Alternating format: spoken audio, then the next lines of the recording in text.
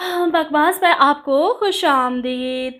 दाव ड्रामे की सिर्फ 4 एक साथ बाकी रह चुकी हैं क्योंकि 1 जून से नया ड्रामा सीरियल चाल शुरू हो रहा है। जियो के पास तो बस यही नाम रह गए, दाव, चाल, घाटा, शिद्दत, फतूर।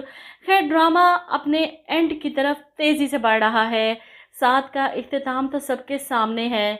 ड्रग्स के केस में दुबई एयरपोर्ट पर पकड़ा गया और इसकी मां को लगता है कि वो इसे पैसे के बलबूते पर आसानी से छुड़वा लेगी।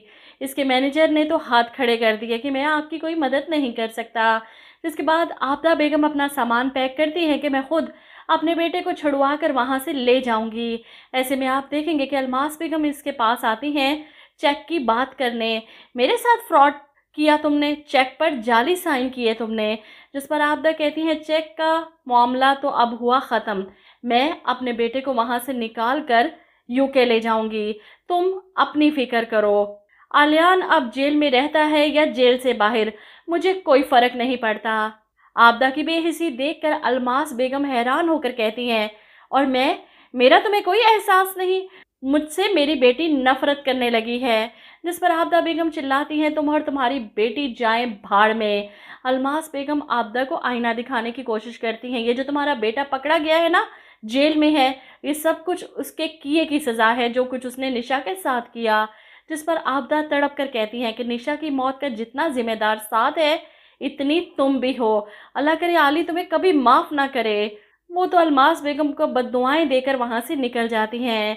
लेकिन इन 4 एक साथ में मुझे समझ नहीं आ रही कि किस तरह अलमास बेगम को सज़ा मिलेगी इनके किए की, या फिर मार कर इनका किस्सा ही ख़त्म कर दिया जाएगा, क्योंकि सुधरने वाली चीज़ तो ये है नहीं।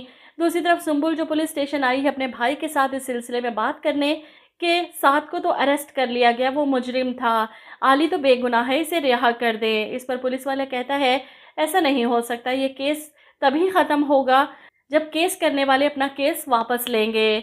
सुंबुल पुलिस वाले से इजाज़त लेती है कि मैं आली से मिल सकती हूँ, और फिर इसके सामने आती है तो आली को गुस्सा आ जाता है, तुम फिर आ गई, नासिर कहाँ है, इतने दिनों से नहीं आया मुझसे मिलने, कहाँ है वो, क्यों नहीं आ रहा, कहीं तुम्हारी माँ ने उसके साथ कोई ड्रामा तो नहीं कर दिया। जिस पर सुंबुल कहती है नहीं नासिर भाई तो ममा से मिले भी नहीं। जिस पर आली बताता है यहाँ तो तुम्हारी माँ ड्रामा करने आ गई थी, और एक बात कहूँ, मुझे अच्छी तरह जानता हूँ मैं, तुम्हारी माँ को पता है कि साद कहाँ है। जिस पर सुंबुल बताती है साद इस वक्त पुलिस की हिरासत में है। आली हैरान हो जाता है, लेकिन किस जुर्म में। सुंबुल बताती है ड्रग्स ले जाते हुए दुबई एयरपोर्ट से पकड़ा गया है। ये सुनकर आलियान हैरान होता है, ऐसा नहीं हो सकता, पकड़ा गया, लेकिन सुंबुल मुझे तो इसे मारना था अपने हाथों से, अपनी बहन की मौत का बदला लेना था, अब कैसे बदला लूँगा। सुंबुल इसकी हालत देखकर तसल्ली देती है कि आलियान मैंने आपसे कहा था कुदरत पर छोड़ दें, वो खुद ही बदला ले लेगी, और देख लें आपने सब कुछ करके देख लिया, लेकिन फिर भी साद आपके हाथ से निकल गया था। लेकिन कुदरत खामोश नहीं है, वो जानती है अगर मजलूम पर जुल्म किया है तो उसका बदला भी इसी जहान में देना पड़ेगा। वहीं अलमास बेगम आपदा से मायूस होकर घर पहुंचती हैं तो अंबर से पूछती हैं कि सुंबुल और आसिम अभी तक आए नहीं, मेरे आसिम के साथ पता नहीं क्यों ये सब कुछ हो रहा है, पहले तुम्हारे मसले में फंसा रहा और अब सुंबुल के साथ खवार हो रहा है। जिस पर अंबर कहती है मुझे और सुंबुल को यकीन दिलाया भाई ने, जैसे एहसन को सज़ा दिलवा कर अपना फ़र्ज़ पूरा किया है, बिल्कुल इसी तरह आली भाई को जेल से निकलवा कर अपना दूसरा फ़र्ज़ पूरा करेंगे। ये सुनकर अलमास बेगम कहती हैं ये बच्चों का खेल नहीं है। जिस पर अंबर पूछती है तो आप क्यों इतना परेशान हो रही हैं। अलमास बेगम इसे कहती है तुम्हें पता नहीं, वो जेल से छूट गया तो तुम्हारी बहन की ज़िंदगी अजाब बना देगा, फिर से टॉर्चर करेगा इसे।